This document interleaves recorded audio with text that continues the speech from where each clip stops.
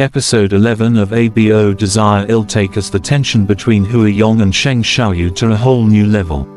This episode is easily one of the most emotionally charged and complex in the series so far, and it's the perfect follow-up to everything we've seen building up since the earlier episodes.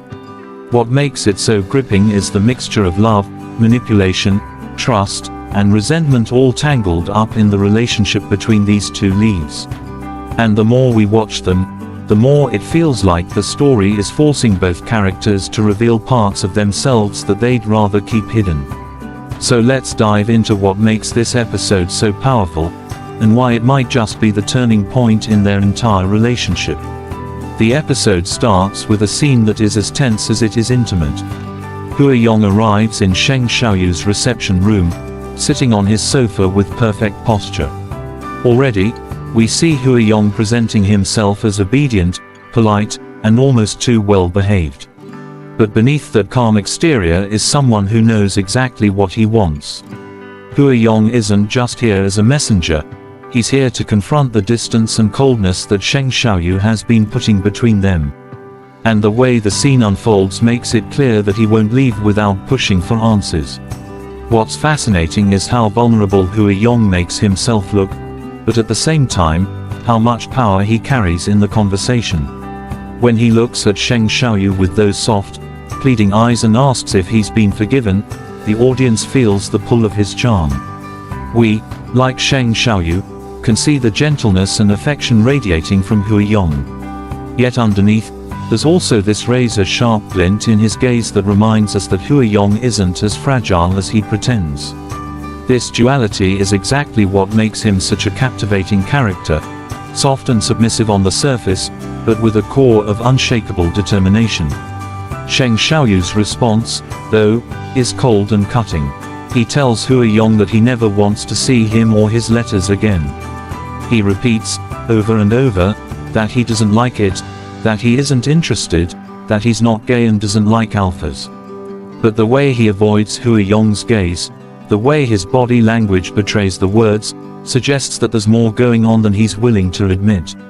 It feels less like a man who is uninterested and more like a man terrified of admitting what he feels. This conflict is what makes Sheng Xiaoyu such a complex character. He's constantly battling between desire and denial, between what he says and what he feels. Huang pushes back in subtle but meaningful ways. When he asks, "So if I weren't an alpha, would that be okay?" The entire dynamic shifts. For a second, we see the mask drop. Huang's gentleness vanishes, replaced by an aloof, cold beauty that feels both distant and breathtaking. It's a reminder that Huang isn't just a lovesick admirer, he's someone with his own pain, his own strategy, and his own secrets. And that shift in his demeanor, even for a moment, is chilling. The tension between them gets interrupted by Chen Pinming entering with an invitation from the Chamber of Commerce. This small interruption actually reveals a lot about the dynamic. Sheng Xiaoyu rejects the invitation harshly, saying he's ill and has no time for socializing. Huang immediately calls him out for using unlucky words, telling him not to curse himself. On the surface, it seems like a small detail, but it shows how much Huang pays attention to him, how much he cares about even the way Sheng Xiaoyu speaks. But instead of appreciating it, Sheng Xiaoyu lashes out, accusing Huang of meddling. And when Huang asks, "Do I disgust you?" we finally see Sheng Xiaoyu falter. His answer, "Yes, very much," sounds harsh, but the hesitation in his reaction tells a different story. One of the strongest parts of this episode is how it dives into Sheng Xiaoyu's inner turmoil. When he sees the magazine headline about Shengfang Biotech being in crisis, it immediately reminds him of his sick relative, Shengfang, and the fact that Huang holds the medicine that could save him. Suddenly, the power dynamic becomes painfully clear. Huang isn't just someone sending him love letters, he's the one who decides whether Shengfang lives or dies. For Sheng Xiaoyu, this realization is crushing. He feels trapped, unable to separate his family's survival from his complicated relationship with Huang. This is where the emotional weight of the episode really lands. Sheng Xiaoyu is a man who has always relied on control, authority, and logic to guide his life. But with Hua Yong, none of those tools work. He can't control Hua Yong, can't resist him, and can't shut down his own feelings no matter how much he tries.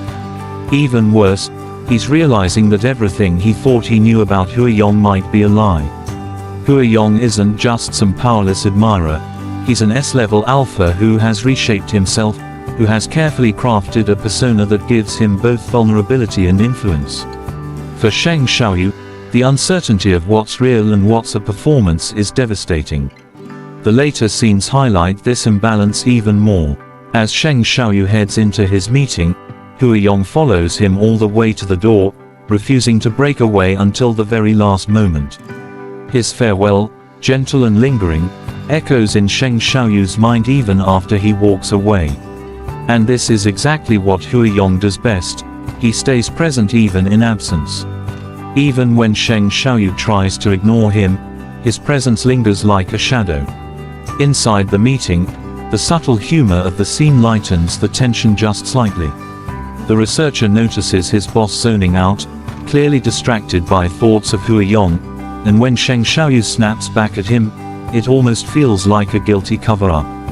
And the small piece of gossip from the secretarial team about his screensaver being Hua Yong's face seals the deal. No matter what Sheng Xiaoyu says, everyone around him can see the truth he's trying to bury. Overall, Episode 11 does a brilliant job of deepening the relationship between Hua Yong and Sheng Xiaoyu. It isn't about grand confessions or dramatic declarations. Instead, it's about the subtle games of power, the words left unsaid, and the way two people can wound each other even as they draw closer. Hua Yong continues to blur the line between sincerity and manipulation, while Sheng Xiaoyu struggles to balance his pride with his undeniable attraction. The episode leaves us asking the same questions they're asking each other. Is this love? Is it obsession? Is it a lie? Or is it something real underneath all the games? For fans of ABO Desire, this episode is a must-watch because it perfectly captures the emotional storm at the heart of the series.